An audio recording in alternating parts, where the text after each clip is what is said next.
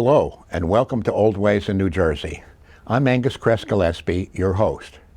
Previously on this show, we've talked about things such as traditional musicians, old houses, and ethnic traditions. But today, we're going to try something different. Our guest today is Professor Daniel Ward. He's the director for the New Jersey Center for Wine Research and Education. The way this whole thing got started is that in my spare time, I like to visit New Jersey vineyards and take their tours and visit their tasting rooms.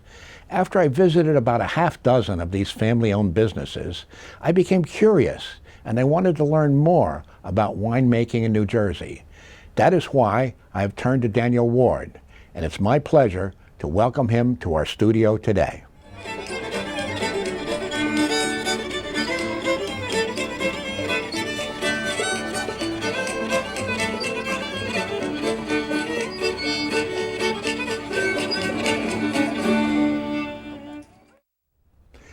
Daniel, from what I've read, back in the 1700s and 1800s, there were a number of wineries in New Jersey. Along comes the 20th century, and we get Prohibition, which runs from 1920 to 1933. And that was devastating to those wineries that existed. Then my understanding is 1933, when Prohibition was lifted, the state legislature came up with a formula. Well, you could only have one winery for every million people, so that meant there were only four, which is pretty restrictive.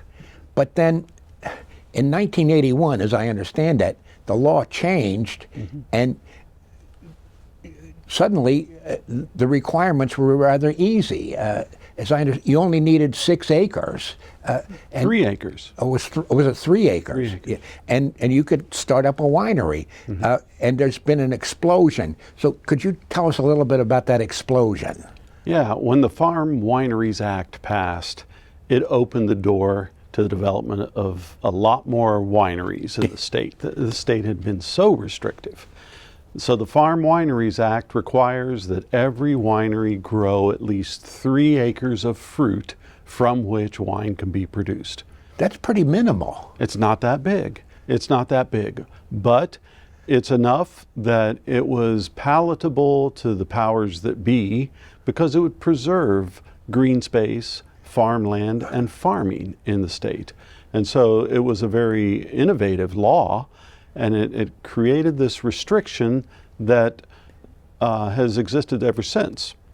And so wineries can make wine from grapes that they purchase from other growers in the state or in the region or elsewhere.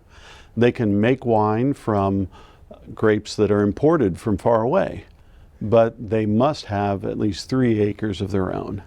And so that happened, and there were a lot of interested people. There's pent-up demand for local wines, and for winemakers, they just had so much desire to have their own winery. And the development of wineries since then has been not at the same pace all the time. There have been kind of big groups, and then times when it's been a little bit more static in terms of growth, but it's overall been grow, grow, grow. And we're still a very small wine industry, but we are a very dynamic and enthusiastic wine industry with high aspirations. And tell us a little bit about your Center for Wine Research and Education. Well, at Rutgers University, in the New Jersey Agricultural Experiment Station, we support agriculture in the state. And one of the areas that was definitely in need of support was grape growing in the state. We can't do like some of the surrounding states and just import whatever grapes we need to make wine. We need to grow some of it at least ourselves. And this is a challenging climate for most of the wine grapes that people wish to grow, because people, by and large, wish to grow the global varieties that are of known excellent quality. And those are mostly disease susceptible, not quite as cold hardy as would make them best adapted to the whole range of New Jersey conditions. And so they needed help in agriculture. And the university moves slowly, and change happens fairly slowly in the university. And this idea was proposed based on industry desires and administrative desires to create some kind of nucleation of our activities in supporting the wine industry. And the dean at the time was Bob Goodman, and he was very supportive of the wine industry and wanted some way to bring together what we do and to form a nucleus that the industry could interact with as well. In New Jersey, even though it's a very small state, we have distinct regions. And I'm just an amateur here, but recently I visited the Cream Ridge Winery, which I take to be an example of the outer coastal plain region. Can you talk a little bit about that region? The country has a system for denominations of wine growing regions. And so they're called American Viticultural Areas, AVAs.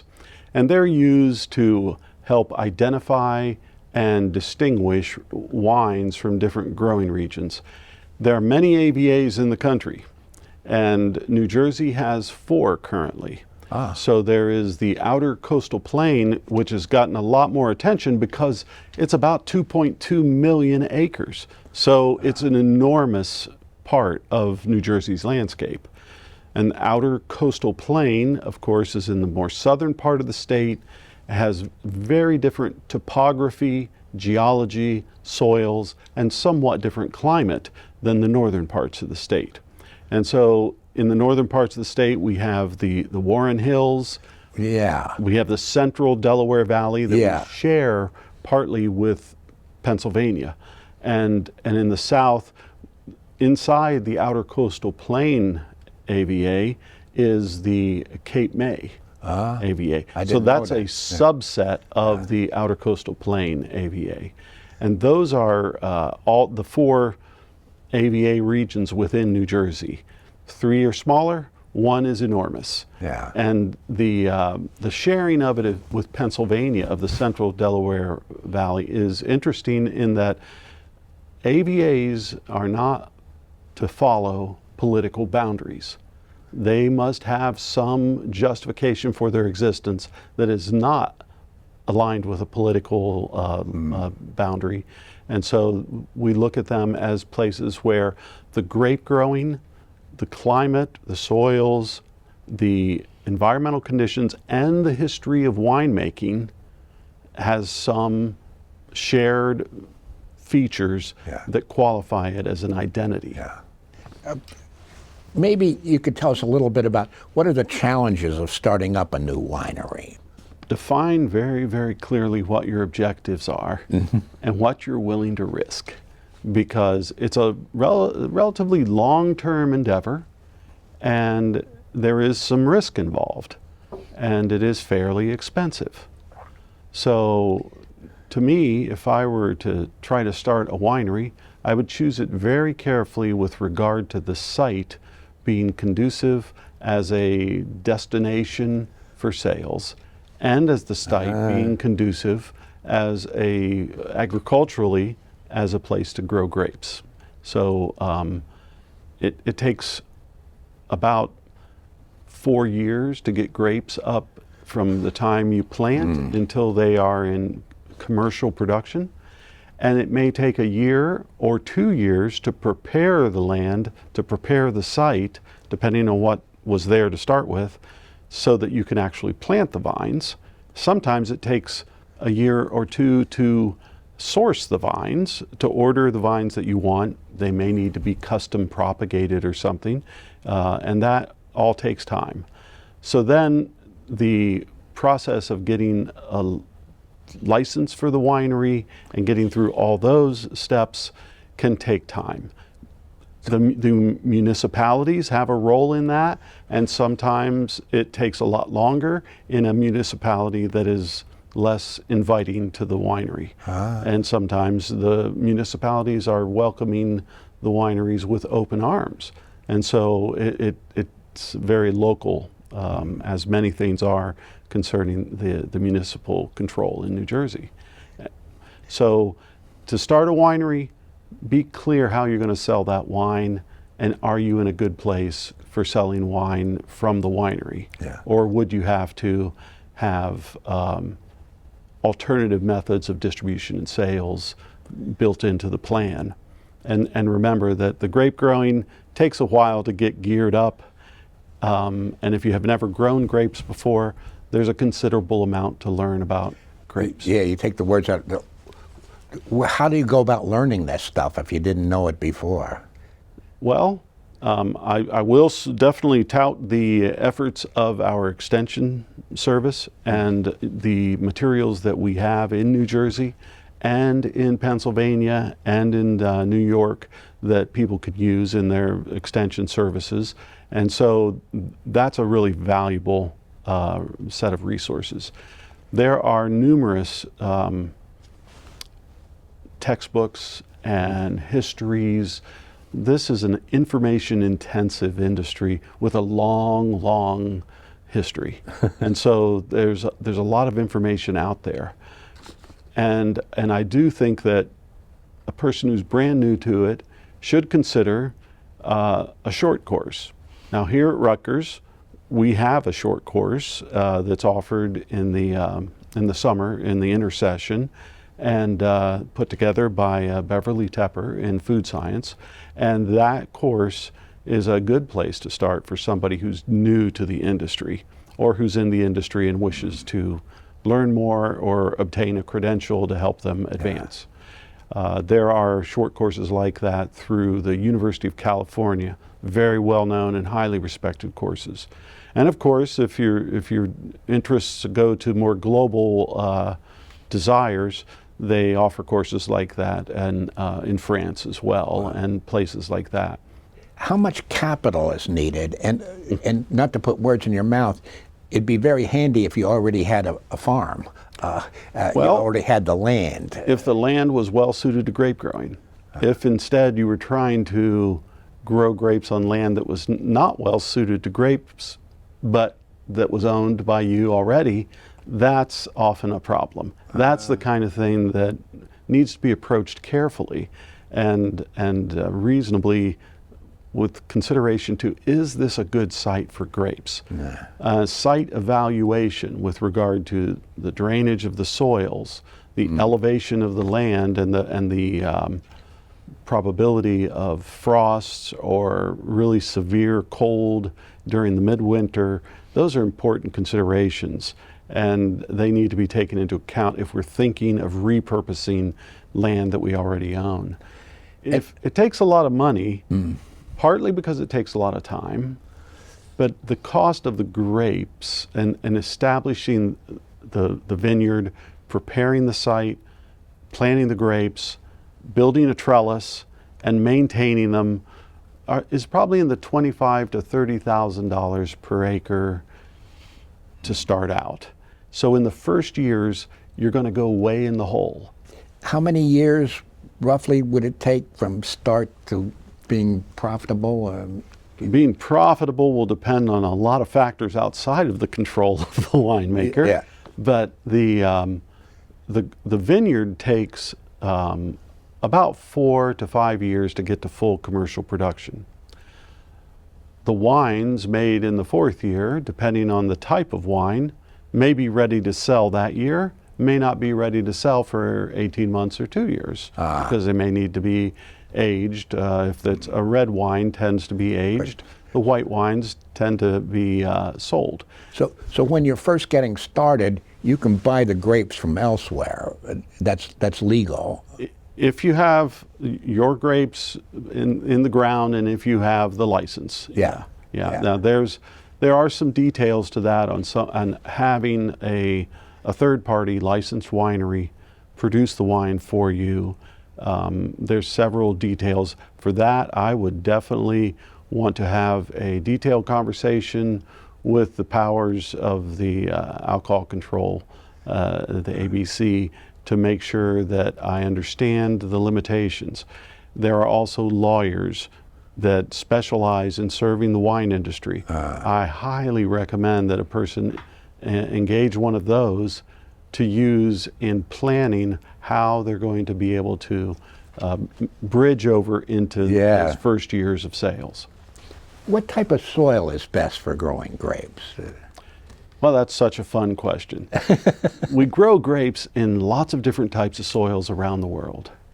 And perhaps the main feature of a soil for it to be a good one for growing grapes is that it is well drained. So soils have a lot of different characteristics that are okay with grapes. But if they're not well drained, most of the grapes that we grow will not produce their high quality fruit in a poorly drained soil. And they will have excessive vegetative vigor, which is good for the vine, but is bad for the quality of the fruit, and maybe bad for the even quantity of the fruit in some cases.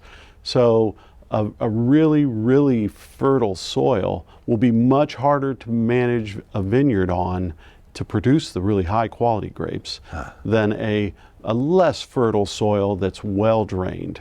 So that the available water capacity of the soil is a big factor in how you have to manage the vines.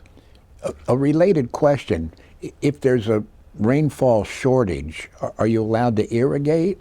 Yes, you're allowed to do most typical agricultural practices without asking anyone's permission in this country overall. Now, we have a right to farm laws, and we have a set of practices always evolving of what is protected. But irrigation is typically not a big consideration in that. There are limitations on how much water you can pump out of the ground. You have to have clearance to do these things, just like you would for any kind of agriculture. But yes, you are certainly allowed to irrigate. And I want to extend that a little bit. In many parts of the world, inside of a DOC or a denomination of origin, anything similar to our AVAs, there would be restrictions on what varieties, what cultivars of grape you were allowed to grow. No such restrictions exist here. So you can grow any grape you want, make it into wine. You may have to label it according to a set of rules that doesn't have that particular grape listed yet, but there's still a way to get a label. What varieties of grapes are best to grow in New Jersey? Also a very fun question. We have about 60 wineries and maybe close to twice that many grape growers, and they grow about 80 different varieties of grape. Wow. Wow. Now there's a handful that are grown in much higher quantities, make up the huge proportion of the total. And some of the varieties that we grow are really well-known global grape varieties, like Chardonnay, like Cabernet Franc, like Cabernet Sauvignon.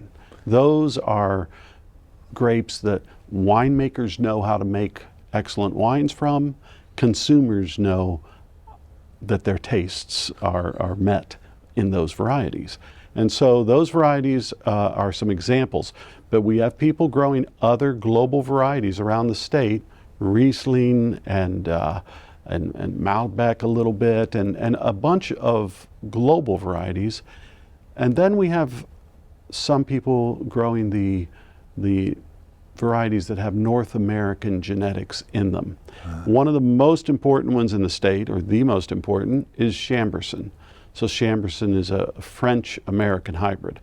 Not all the hybrids were made in France. A lot of them are now being produced in the United States by the breeding programs here. But Chambourcin has a longer history and an excellent track record of performance here in the state. What about pest and weed management? Well, pest and weed management's a lot of work for grape growers in this state. We have a large and voracious pest complex. Okay, so including all the vertebrate pests like the bear and the deer, and the You need a fence. need a fence. I recommend a fence for anyone who wants to grow commercial vineyard. I've seen it with my own eyes. Yeah. And then birds. Oh my goodness, birds are a tremendous predator to grapes. And so on some years, and we're near this giant Atlantic flyway, so we have all these migratory birds coming through, in addition to our resident birds. But we also have a wide range of insect pests and their related members of that arthropod group. We also have many significant disease pests, and those diseases require a lot of maintenance with fungicide sprays, with canopy manipulation to reduce the tendency toward wet and disease germination, spore germination conditions.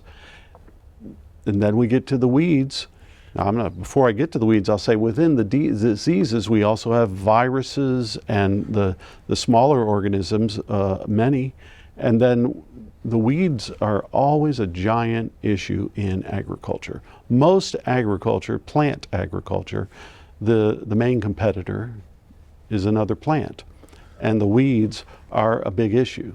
The grape is a relatively strong competitor against weeds. So a grower has considerable flexibility in how they manage the other vegetation in the vineyard, because the grapevine is a pretty good competitor after it gets past its first couple of growing seasons, especially if it's up on a trellis and it's established with the root system well established.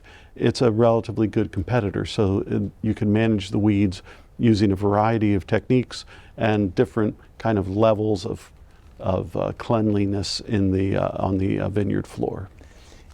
In my travels around New Jersey, visiting various wineries, I noticed some wineries have a wine club and some don't. What's the advantage or disadvantage of a wine club, would you say? Well, I would say in this state, where a lot of our sales are hand sales, the advantage of the club is an opportunity for return customers to develop a relationship with the winery and hopefully become the best promoters of the winery out there. And so in some areas where it's primarily an export wine market, that kind of thing would have no significant value. But here, where we have a really large number of wine consumers nearby who can visit, the wine club can be really valuable as a marketing tool. Word of mouth. Absolutely. Friends and neighbors. It's kind of a formalized system for word of mouth. Yeah. And briefly, how would you compare and contrast the New Jersey wine industry with that of California? Whoa. That could fill a whole book. Yeah. Well, a really big difference is simply scale. They're giant, we're tiny. So they're really big, and they're very diverse. So California has several growing regions with very different conditions, so they can grow a wide variety of grapes, as can we. But they absolutely need to export them to other markets. And so they need to keep their cost of production very low, which they can do partly because of the economy of scale of their industry. And they need to have some kind of identifying factors that they can use in marketing their products. And obviously there are areas in California that are destinations for wine lovers to go and visit, but a lot of their wine is bulk and shipped. And that has to be recognizable, has to be priced much lower than we can afford to sell wine for produced in this state. So that biggest difference is the sell it domestic within the state in New Jersey versus sell it to people elsewhere in California. Yeah. We've talked a lot about growing the grapes, but the next step is making the wine. Briefly, what are the steps in wine making per se? Well, winemaking is really complicated. It's a very diverse technology, and I'm much more of a viticulturist than I would ever consider myself a winemaker. But in essence, when we get the grapes from the vine, we crush them. And so there's many ways that we handle them to adjust or manipulate the extraction of flavors from the skin. So most grapes, there's not much color, and a lot of the flavor components are in the skin. There's not much color in the pulp. The color's in the skin. So when you first press a juice out, a grape juice, it may not be very colorful in a red grape. The white grape is, of course, less colorful always. But then you leave the juice in contact with the skins for a while after you've crushed it some, and so you extract flavors. That primary fermentation step is a key step in developing the potential flavor as we go forward. And then, you know, the different types of wine are made in different ways. There are some things that are done for some types of wine before you crush them. You may dry them. You may allow the flavors to concentrate them by drying them in a dry area. And these are traditional practices going back a long time before the United States. And the juice that's produced and the primary fermentation that is done with the must, the skins and pulp and juice together, and seeds, sometimes some stems from the clusters. That's a key step. And after you get past that, well, then you will rack it and do a secondary fermentation. But how you do it and what you do it in and what you add to it or take away from it at that point is different for the reds and the whites, and the duration of the extraction is different from winemaker to winemaker and from year to year. And what the style of wine that they're trying to achieve, they may think they need more tannins, and they will try to extract more tannins from the skins, or they will add other things. And then once they put them into a barrel, especially for the red wines, the barrel itself has flavor, and the wine extracts tannins and other flavor components from the oak of the barrel. And so the barrel, whether it's toasted a little bit or whether it's toasted a lot to give it a smokier and complex flavor, is an aspect of how the winemaker adjusts or creates the style of wine that they're pursuing. So Daniel, how does a winery owner go about making his or her place a travel destination? Well, that's a good question, because I'm not sure we know all we wish to know about that. The site is so important. Being located near another winery or another destination is key. If there's some way to co-market with another winery, then that cluster of wineries becomes a destination. And that has been the story of success in many other wine regions, is the clustering of wineries near one another, so that there's a day trip or an event can be scheduled to take advantage of more than one winery at a time. Proximity to other attractions, the shore, the city, whatever other attractions that could be experienced in the same day are things that help a winery become a destination. Having really nice facilities, having a nice view, and having other perhaps agriculturally interesting items on your farm are also really, really valuable, and people love to see that. A lot of people want a trip out into the country to see a working farm, and so if you have a variety of enterprises going on your farm, even if it's primarily grape growing and winemaking, the other enterprises add that destination quality to the winery. Those are some suggestions, but choosing the site so there's good traffic nearby, and so there are, and especially traffic of people who are looking for entertainment and pleasure and leisure activities. Being near, though, to those other wineries is very, very important. Wineries build each other up.